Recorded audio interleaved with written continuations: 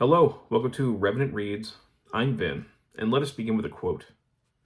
Any society is an edifice of rules, and no matter how good those rules are, how reasonable, how just, how sensibly worked out for our own safety and welfare, we must occasionally escape them. Humankind has a compulsion to create rules and then to break them.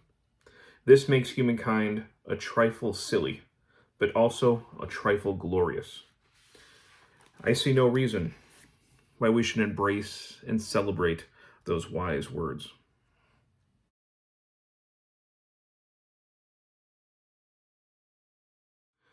So I come to you today with a bit of a mea culpa, but also something of a self-justification. If you watch my channel, you'll know that I have taken part in the Read What You Own challenge. My pledge was to read 50 books I already own before going out and buying new ones. Although I did allow myself one little bit of an out every single month, if I chose to buy a new book in order to take part in buddy reads and things like that, or like booktube events, that sort of thing. I didn't want to have to miss out on those things. And I did very well for many months. And I'm still, let me just say this right now, I'm not done with it. I am still continuing on with it. But I pretty much reached the halfway point. I'm in the mid-20s, and for months, I have not gone into a Goodwill or the charity shops, secondhand stores where I'd like to hunt for books. It's thankfully, mercifully, not book sale season for the libraries, so I haven't been tempted by those. But hopefully, I'll pretty much be done with the challenge, I think, hopefully, or at least close to it when those things start kicking in again. So I did pretty well. And I should say one of my main reasons for doing the challenge was I have this stack of books behind me, well, this bookcase. These boxes that are over here are also full of books, and those are boxed up from when I moved back in last fall. And I wanted to get through a good chunk of my books before I started buying new ones, and especially before I started hauling used books. Going to book sales or secondhand shops and kind of doing those impulse buys, and I'm able to walk out, with like, less than $20, just a whole, armful of books, which is kind of how I, got into this situation. But as I said, I reached the halfway point, and I was trying to figure out, okay, how can I celebrate? How can I kind of treat myself? And right around this time, Princeton University Press had its annual sale for really good options for books. And I thought, well, should I buy books to celebrate? Isn't that what I'm trying to avoid? But it wasn't buying new books. That wasn't really what I was trying to avoid. It was really buying the used books. And this was not an impulse buy. I do have a little stack of books here that I got from Princeton University Press that arrived just the other day that I'm going to show and share. This is not an impulse buy. I did think long and hard about it. It got to the point where I felt more foolish just trying to stick to the pledge strictly than I did. I felt more foolish doing that than I would have felt buying the books. So I decided to go through and find a selection of books. And here is how I'm also justifying this. First of all, let me just throw in, I was also getting a little bit bored. I wanted a little more spice and variety. Part of being a book lover is the joy of buying books. So I don't want to go 100% cold turkey with that. I have not bought in a lot each month, though, for buddy reads or anything. The buddy reads that I've been participating in, I'm going to participate in. I already pretty much own those books. Really, the landmark Xenophons are the only things that I've bought in the past months. I have these here, and one of the things that I'm going to use to justify this is I am going to vow to read these books, except for one of them, just because I won't have time, to read these books for Historathon this year. So one of the things I didn't want, right, I know I'm mumbling. One of the reasons that I did the challenge was because I didn't want to be bringing in a bunch of books that would then just sit there on shelves and not be read. That's one of the reasons I did it. So by bringing these into the house, I am vowing to read these this year for the Historathon event. If you don't know what Historathon is, it's an event, a year-long event, reading event that celebrates nonfiction history.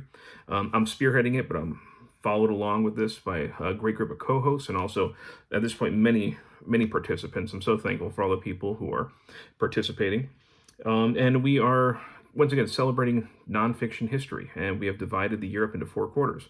And each quarter will explore a different time period. The first quarter, which we are in right now, up until the end of March, is prehistory up to the year 500 CE, or AD 500, whichever you prefer. So I'm going to show you the books and tell you which quarter I will be reading them in. And again, that is my vow, right? That is kind of my penance for buying these, is that they will be read within the year. And this is the only one that won't be. I did say there was one, just because I know I won't have time. I'll run out of time for this one. But the first one I got was Hoplite Warfare in Ancient Greece, Men of Bronze. Donald Kagan, late Donald Kagan, is one of the editors. So these are essays written by people, obviously scholars, not just any people, about hoplite warfare in ancient Greece. Now, I had read Kagan's The Peloponnesian War, his single-volume history of that war, and I was very impressed with it. But one of the things that I felt I was missing in that was more information about what hoplite warfare was like and what it was like to be a hoplite. He does a great job laying out the sort of political road that the war took, but I didn't get a feel for what it would have been like to be, a man on the ground, somebody actually on the front lines, and the training they would have gone through, and what the experience would have been like. So when I saw this on the Princeton site, I wanted to pick it up to hopefully, I'm hoping that will give me a deeper impression on those things that I was craving. I might be able to get through a couple of these essays, possibly, I'm not sure, before the quarter ends, but we are already more than halfway through the first quarter of Historathon, which this falls into. So this is the one that I might end up saving for next year, for next year's Historathon, which, I mean, I'm pretty confident it's going to be a yearly event at this point. Even if I'm alone, I'm just going to keep doing it. So this is the only one that probably won't get read this year, but this is why I picked it up. So I should have organized my stack a little bit better. So let me try and go in order of time period. One that I'm going to read next month, this is one of the other reasons why I decided to get these books, is because this is a book that I saw some other people reading, and I'd already written it down to read for next year's Historathon, because of course I didn't own it yet. But I saw this on the website for a very cheap, terrific price. So 3 Stones Make a Wall, The Story of Archaeology, so the history of archaeology, by Eric H. Klein, which I have not read anything by him yet. He also has that the other book that I'm really interested in about civilization collapsing at the end of the 2nd millennium BCE, something like that. That's another one that I definitely want to read. But I found myself getting more and more curious about not just prehistory, but also archaeology as a profession, as a field. And I thought this would be a perfect way to get a better understanding of the process, and also some of the major findings, and how archaeology as a profession grew and contributed to history and our historical understanding. So this is one that I plan to read next month for Historathon in March, before we get to the next quarter. So 3 Stones Make a Wall. Now for quarter 2, which is 500 to 1500, I'm going to read this one in one of those months. That is The Devil Wins, A History of Lying from the Garden of Eden to the Enlightenment by Dallas G. Dennery II. Hopefully I'm saying that right. But essentially, it looks at lying and the attitudes that people had about lying from the Middle Ages leading up to, I think, the Renaissance, and how those attitudes ended up changing, and how the changing attitudes of lying really kind of created a new era. At least that's my understanding. Of course, obviously I haven't read these, but I am going to read this for the next quarter as, a little more deeper understanding into especially the medieval mind and how it transitioned into the Renaissance. And then for the third quarter, which is 1500 to 1820, I am going to read this book, The Secular Enlightenment by Margaret C. Jacob. I'm always fascinated by the Enlightenment as a topic. I do have one of that big cover, it's not big cover, the really thick hardcover book on the Enlightenment that came out, I think, maybe last year or something like that. So that's one that I will eventually get to, but again, I brought this one into the house during the challenge, so I'm definitely going to read this one first this year. But yeah, it's just a history of the secular Enlightenment. Don't know much more about that, but it's certainly a topic that I'm interested in. And then the last quarter for Historathon is 1820 to the present. And 1820 was not arbitrary. Yeah, 1820 I chose really for booktube reasons. I wanted to be able to have the event coincide with a couple major booktube events that happened. One of them, Jane Austen July, and then there's also Victober. So people can participate in those and in Historathon at the same time. So just thought I'd throw that one out there in case people missed that point. But for the last quarter, okay, again, 1820 to the present day, I'm going to read this book. The Man of the Crowd, Edgar Allan Poe and the City by Scott Peoples.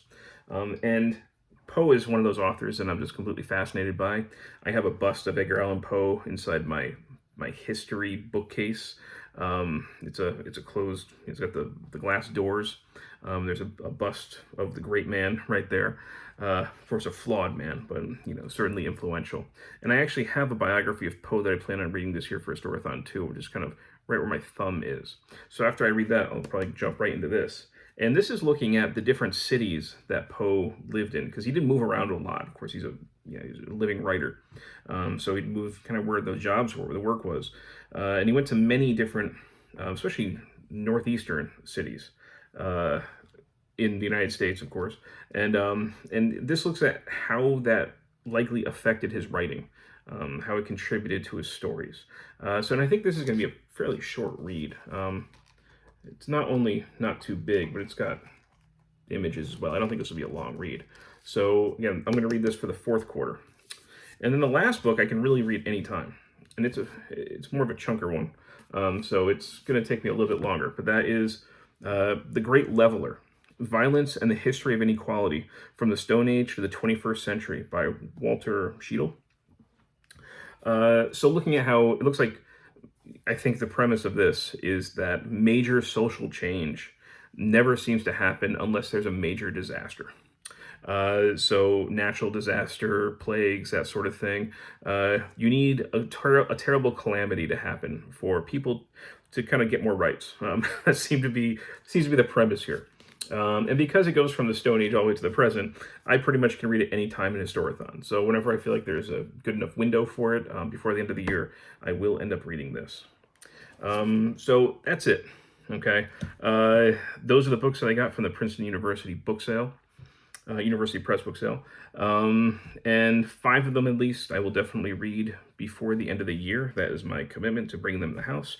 The only one I just know I'm not going to quite get to, but I will definitely get to it next year. So these are the books. We've got Men of Bronze, 3 Stones Make a Wall, The Devil Wins, The Secular Enlightenment, Man of the Crowd, and The Great Leveler. If you've read any of these, I'd love to hear your thoughts on them. Of course, I look forward to reading them. And as always, thank you, BookTube. Now, before you go, I should say that next week I'm probably going to film another short little book haul. But this one, I think, is totally innocent. It is all about my ongoing Latin studies. So I don't include it in the same category as all of this stuff. But don't be surprised if that one pops up on the channel, another book haul. All right, thanks.